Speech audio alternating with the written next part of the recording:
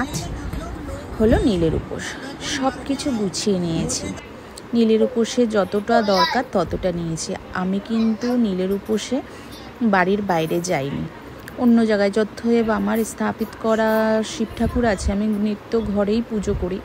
তার জন্য আমি ঘরেই পুজো করি, প্রত্যেক বছরই ঘরেই পুজো করে থাকি, কখনো আমি বাইরে যাই না। তাই আমার মতন করে আমি নীলের উপোসে পুজো করে আগের দিন যেরকম সংযম করে সেরকম করে, আর কয় বছর ধরেই করছি। বাচ্চারা যখন একটু বড় হয়ে গেছে তখন থেকে যথেষ্ট এই নীলের পুজোটা একবার চালু করলে আর বন্ধ করা যায় না।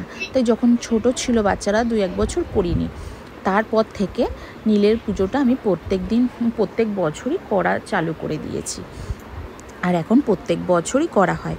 আর এইখানে কিন্তু মানে মুম্বাইতে নীলের উপোসটা অন্য যারা আছে কাস্টের তারা কিন্তু করে না। আমাদের মধ্যেই কিন্তু আমি দেখলাম এটা আছে, কিন্তু কেননা শিবের উপোস তো সবাই করে, এখানে খুব জাঁকজমক করে হয়, কিন্তু নীলের উপোসটা দেখলাম না কোথাও জাঁকজমক। কেন বাড়ির পাশেই একটা শিব ঠাকুরের মন্দির আছে, সেখানে কোনো পুজো আচরা দেখলাম না। তাই বুঝলাম, কত ঘর থেকেই এটাই বুঝে আসছে। আর এখানে তো অনেক বাঙালিরা আছে, করছেই। আর এই বছরটা না বেল পেতে প্রচণ্ড পরিমাণে কষ্ট হয়েছে।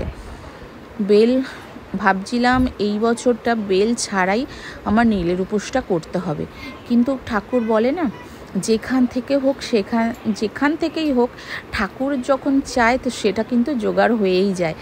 যেইভাবেই হোক, মানে একজন আমাকে এনে দিয়েছিল, কিছুতেই শাশুড়ি মা আমার বর সারা জায়গায় খুঁজে বেরিয়েছে, কিন্তু কোথাও বেল পাচ্ছিল না।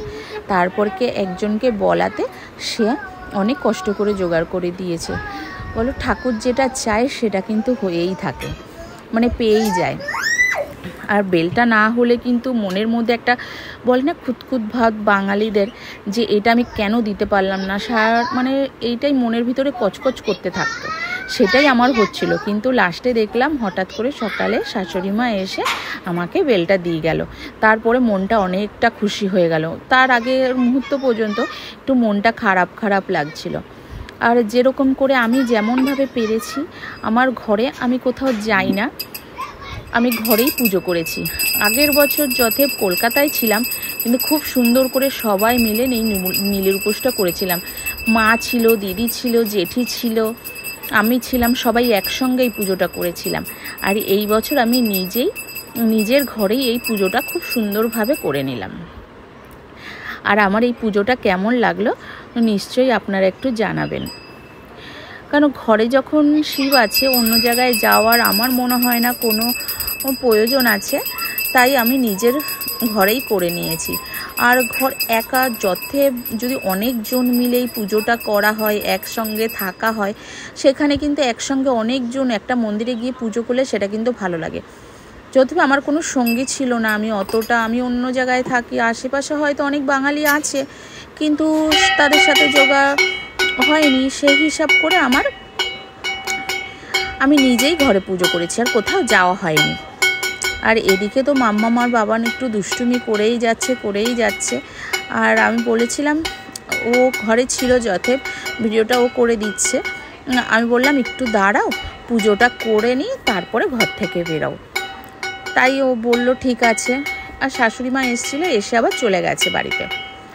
আর এখানে আমি সুন্দরভাবে পুজো করে নিচ্ছি। এখন আমি দিনের বেলায় বাতিটা জ্বালাইনি, নীলের বাতিটা আমি সন্ধ্যাবেলা কিন্তু এই বাতিটা জ্বালিয়েছি। আর আমার কিন্তু আগে থেকেই আমি মানে টাইমটা হওয়ার আগে থেকেই আমি অন্য জামা পরে আগে সব কিছু গুছিয়ে ধুয়ে নিয়ে নিয়েছিলাম, আর তাড়াতাড়ি করে আমার পুজোটা করে নিলাম।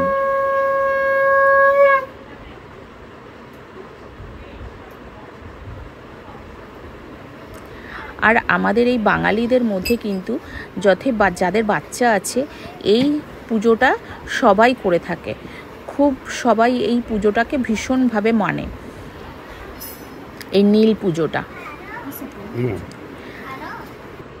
আর এদিকে সন্ধ্যার সময় আমি কিন্তু সন্ধ্যাবাতি দিয়ে এই ঠাকুরের নাম করে নীলের বাতি জ্বালিয়ে দিলাম বাচ্চাদের জন্য।